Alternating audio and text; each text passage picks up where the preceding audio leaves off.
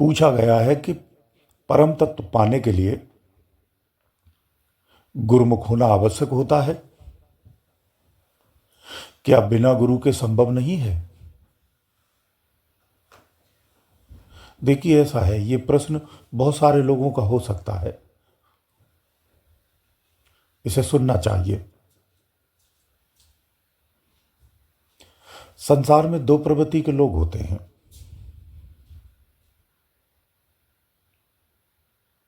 जिनमें एक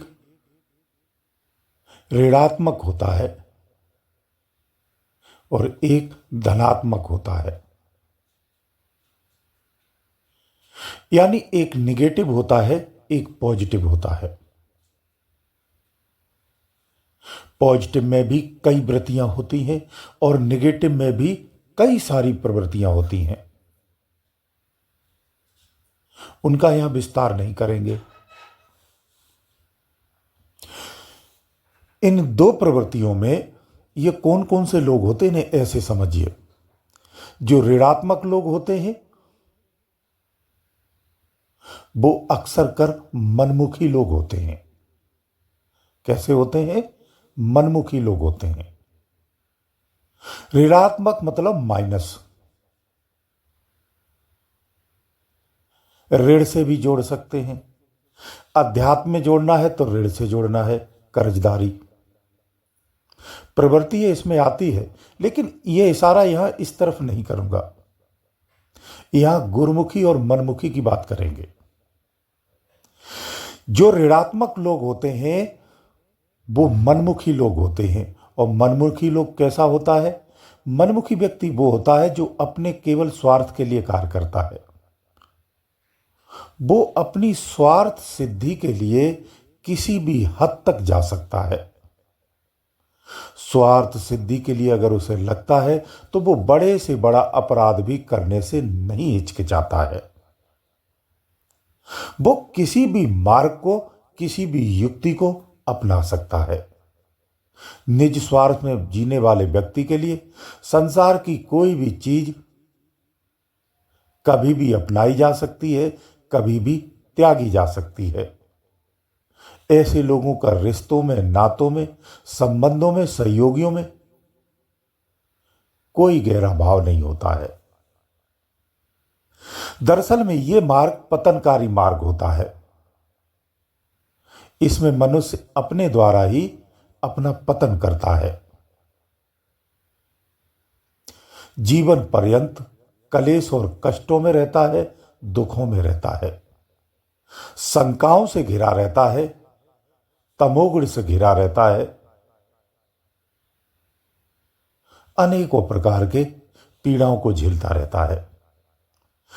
इनके मध्य में भी खुद को श्रेष्ठ मानता है, उत्तम मानता है और अन्य की अपेक्षा अपने आप को सुखी मानता है, बड़ा मानता है, मान बड़ाइयों में विश्वास रखता है। ये मनमुखी लोग होते हैं जो निज स्वार्थ के लिए जीते हैं। एक ये मानवीय सोच हुई। दूसरी होती है परमार्थी सोच, सत्य के लिए जीना, सत्य की खोज में रहना, सत्य वचन बोलना, सत्कर्मों में आकर्षण रखना। जो कुछ भी संसार में है उसे सब परमात्मा का ही मानना, उसी की सारी संपत्ति के रूप में स्वीकार करना, गहरी आस्थाओं के साथ उसी परमात्मा का धन्य मानना, धन्यवाद मानना और अपने आप को खुश नसीब मानना कि परमात्मा ने हमें इस लायक समझा, हमें चुना और ये खूबसूरत संसार दिया है ताकि मैं उसका भजन कर सकूं। और मैं अगर उसका भजन करता हूं, उसे याद कर पा रहा हूं या उसकी प्रेरणा से मैं संसार में कार्य कर पा रहा हूं, ये हमारी खुशनसीबी है। एक वो प्रवृत्ति के लोग होते हैं। ये लोग कौन होते हैं? ये वो लोग होते हैं जो मनमुखी लोग होते हैं, वो गुरुमुखी लोग होते हैं। ऐसे लोगों को गुरुमुखी लोग कहा जाता है या गुरुमुखी प्रवृत्ति के लोग होते हैं, जैसे भी समझे। ये धनात्मक लोग हैं। ये लोग निज स्वार्थ में नहीं जीते हैं, ये परमार्थ में जीते हैं। अपनी गाढ़ी कमाई का हिस्सा भी उसमें भी अन्य लोगों को सम्मिलित करने का प्रयास करते हैं। अपने धन को गुप्त नहीं रखते हैं, सांसारिक आडंबरों को और प्रपंचों में विश्वास नहीं रखते हैं। वो परमार्थ के लिए ही जीते हैं। वे दूसरों के कष्टों और क्लेशों के लिए सदा तत्पर रहते हैं, सहयोग करने के लिए तैयार रहते हैं।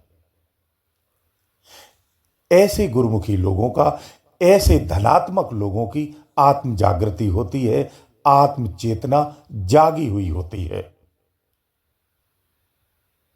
इन मार्गों पर चलने से आत्म चेतना को जागृत कर लेते हैं, इसे इस तरह से भी कह सकते हैं। मनमुखी व्यक्ति में और गुरुमुखी व्यक्ति में यही अंतर होता है। जब त्याग और बलिदान की बात आती है तो देश में एक विशेष समुदाय, विशेष धर्म की बात होती है। उनके जैसा, जैसे सिख धर्म है, उनके जैसा त्याग और बलिदान किसी का नहीं है। सबसे अग्रणी आते हैं। ये विचारधारा भी उन्हीं के धर्म में चलती है। उनके यहां मनमुखी को गुरुमुखी बनाने की पद्धति प्रचलित है। वो इसी पर ही कार्य करते हैं। वो सांसारिक आडंबरों को नहीं अपनाते हैं। वो सिर्फ परमात्मा को, ईश्वर को ही स्वीकार करते हैं।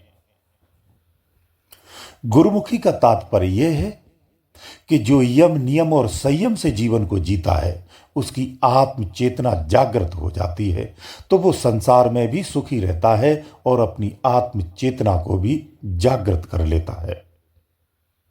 इसी को गुरुमुखी कहते हैं, जो नियम संयम से चलता है। यम, नियम और संयम तीनों की जो पालना करता है वो गुरुमुखी होता है। ऐसा व्यक्ति ही सतमार्गी हो सकता है। यही गुरुमुखी और मनमुखी में अंतर होता है। इस प्रकार से अगर देखा जाए तो परम तत्व की प्राप्ति के लिए गुरुमुखी होना आवश्यक है।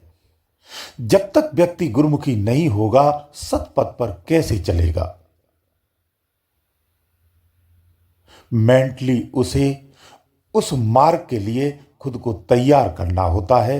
अंदर की प्रेरणा तभी उसकी जागृत होती है, तभी वो दृढ़ निश्चय भी बन पाता है और गहरी मेहनत के साथ उस मार्ग पर चल पाता है। इसलिए साधक को हमेशा गुरुमुखी होना चाहिए। इसी को गुरुमुखी कहते हैं।